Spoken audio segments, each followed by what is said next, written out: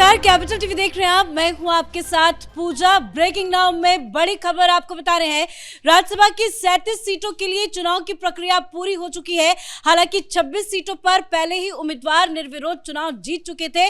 मुकाबला 11 सीटों पर था, जिसमें बिहार की 5, उड़ीसा की 4 और हरियाणा की 2 सीटें शामिल है। लेकिन इस पूरे चुनाव में एनडीए को जबरदस्त फायदा हुआ है और विपक्ष को करारा झटका भी लगा है। बात बिहार की करें तो बिहार की पांचों सीटें एनडीए के खाते में है और बताया यह जा रहा है कि आरजेडी के एक विधायक का फोन नॉट रीचेबल था, वो संपर्क से बाहर थे। तो वहीं कांग्रेस के 3 विधायक ने क्रॉस वोटिंग की है।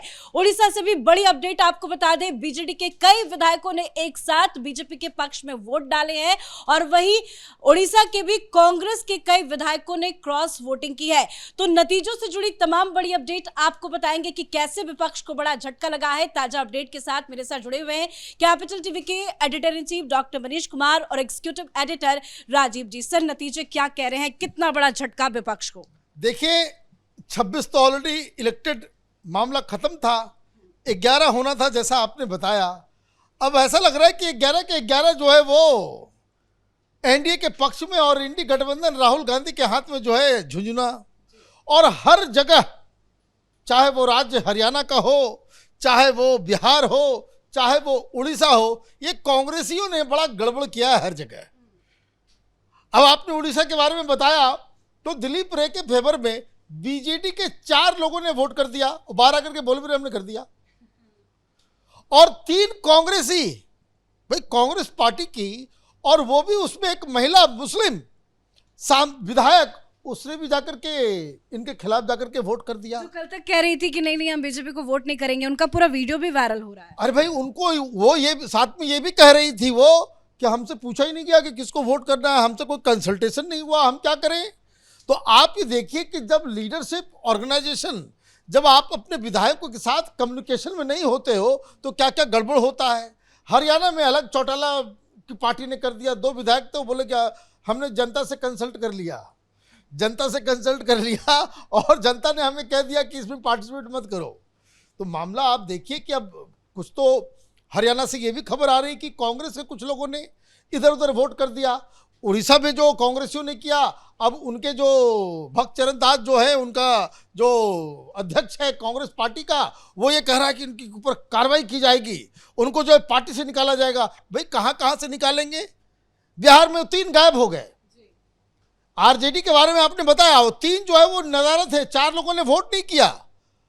और तेजस्वी यादव ये सोच रहे थे कि ये 3 जो सारे कांग्रेस के और अख्तरुल इमाम और एमआईएम की पार्टी, सारा वोट हमारे पास आ जाएगा और बीएसपी वाले भी दे देंगे तो हमारा एक किसी तरीके से निकल जाएगा, लीजिए। लेकिन खबर यह भी आ रही है कि आरजेडी के कुछ विधायकों ने भी क्रॉस वोटिंग कर डाली है। बहुत हेवी तरीके से जो है क्रॉस वोटिंग हुआ है।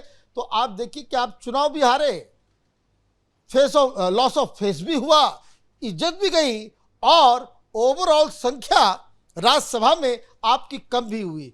इससे एक बात समझ में आती है, वो ये आती है कि चाहे वो तेजस्वी यादव हो, राहुल गांधी हो, ये लोग अपनी पार्टी को जिस तरीके से चला रहे हैं उसमें कुछ फंडामेंटली समथिंग इज रॉन्ग।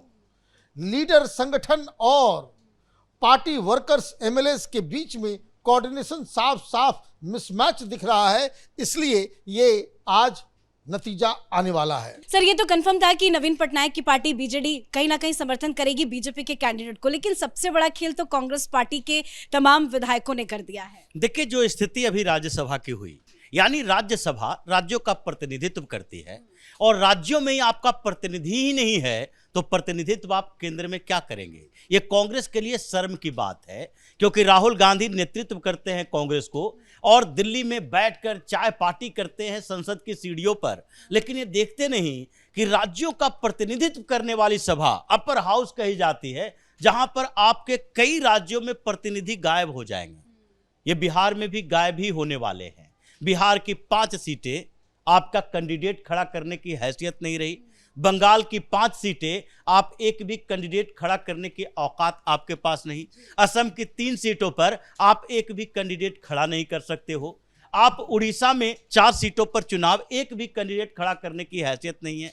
आपके पास 7 सीटों पर चुनाव हो रहा है महाराष्ट्र में, आपको एक भी कैंडिडेट खड़ा करने की औकात नहीं है। ये जितने राज्यों में चुनाव हो रहे हैं, 37 सीटें और 24 सीटों पर आप चुनाव लड़ने की योग्यता आपके पास नहीं है। आपके पास विधायक नहीं है, रिप्रेजेंटेटिव नहीं है, आपके पश्चिम बंगाल में आपके एक भी विधायक नहीं है। तो ऐसी स्थिति में शर्म इनको आनी चाहिए कि आप कहते हो नेशनल पार्टी हैं, बड़ी पार्टी हैं, सारे राज्यों में हमारा बेस है, और राज्यसभा जो कि राज्यों का प्रतिनिधित्व करती है, वहां पर कई राज्य में आप साफ होते जा रहे हो और संभावना भी नहीं है। आगे क्या महाराष्ट्र में अगले जो जून में या नवंबर में चुनाव होंगे, तो महाराष्ट्र में कांग्रेस के लिए कोई संभावना है? आपके 16 विधायक हैं और 16 विधायक कभी भी वहां राज्यसभा चुनाव जिता नहीं सकता।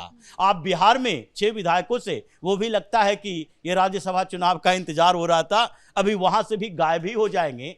आपके पास प्रतिनिधि ही नहीं है, तो फिर प्रतिनिधित्व राज्यसभा में होगा कैसे? इसीलिए जो कांग्रेस की सबसे बड़ी हार इसी आधार पर है कि 37 सीटें 10 राज्यों से चुनाव में हुआ और 7 राज्य ऐसे हैं जहां पर आपकी हैसियत नहीं रही कि आप कैंडिडेट खड़ा कर सकते हो। हरियाणा में अभी खेल शुरू हुआ है, अब परिणाम सामने आएगा तो पता चलेगा कि हरियाणा में क्या होती है, क्योंकि स्थिति तो 3 राज्यों के चुनाव में 11 सीटें थी, हरियाणा में ही एक कांग्रेस का कैंडिडेट है, बिहार में तो कांग्रेस का कैंडिडेट है नहीं। तो राहुल गांधी अगर बोले भी अपने विधायकों को, तो वो तो यही देखेगा कि राजद को करें या फिर भारतीय जनता पार्टी के कैंडिडेट को करें, यानी एनडीए को करें। अगर एनडीए को करते हैं तो हमारे पास 100 आश्वासन है, सरकार का सहयोग, कमेटी में सहयोग, क्षेत्र में सहयोग, फंड में सहयोग, और आगे अभी 5 सालों तक आश्वासन मिलता रहेगा, सहयोग मिलता रहेगा। तो स्थितियां, अगर राज्य में आपकी सरकार ही नहीं बचेगी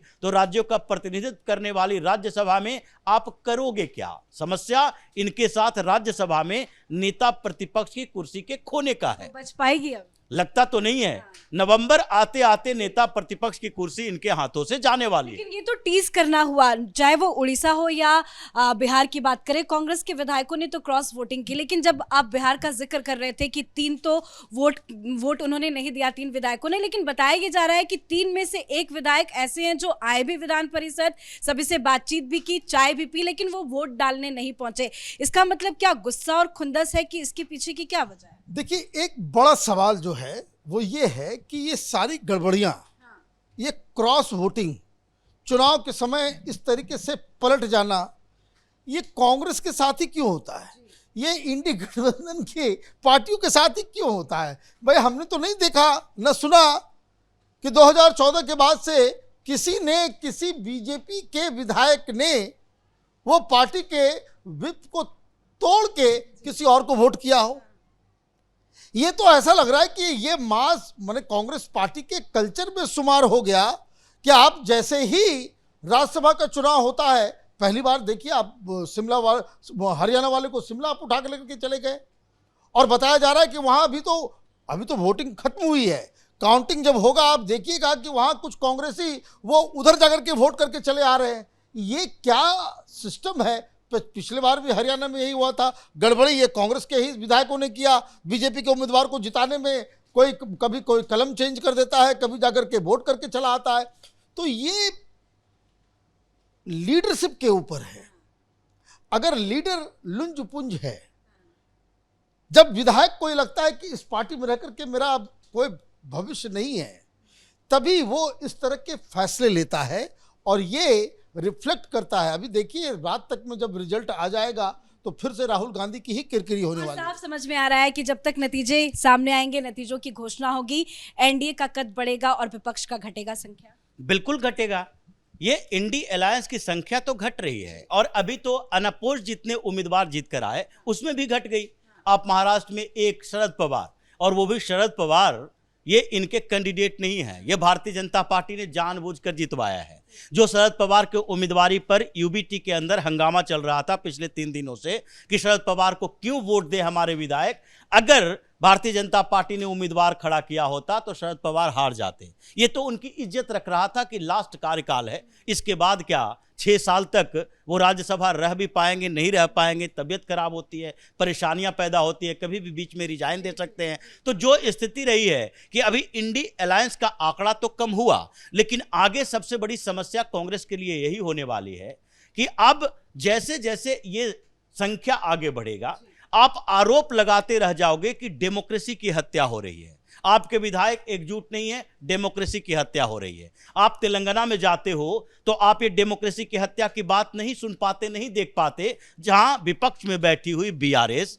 आपके चेयर की तरफ संबोधित करना नहीं चाहता, क्योंकि उसके पता है कि स्पीकर ने कितना नाइंसाफी किया है। 2 विधायक टूटकर चले गए, आप कहते हो नहीं एंटी डिफेक्शन लागू नहीं होगा, 5 टूटकर चले गए फिर भी नहीं लागू होगा, टोटल 10 विधायक इसके कांग्रेस ने तोड़ लिया और ये सुप्रीम कोर्ट में भी चल रहा है झगड़ा इस पर, लेकिन स्पीकर हर 2-2 विधायक को क्लियर कट देता जा रहा है कि नहीं इसके ऊपर एंटी डिफेक्शन लागू नहीं होगा। तो आप डेमोक्रेसी की हत्या कर रहे हो, आगे आरोप लगाओगे कि नहीं राज्यसभा चुनाव में पैसे का खेल हुआ, पैसा आपके पास भी है, आपके नेताओं के पास भी है, आपने जिन कैंडिडेट्स को टिकट दिए हैं उसके पास भी है। आप कहोगे कि इन लोगों ने प्रलोभन को स्वीकार कर लिया, तो हिमाचल प्रदेश में आपकी ही सरकार थी और अभिषेक मनु सिंघवी को भेजा था, वहां पर तो आपकी सरकार में भी आपके विधायकों ने क्रॉस वोटिंग करके ये अभिषेक मनु सिंघवी को हरा दिया था।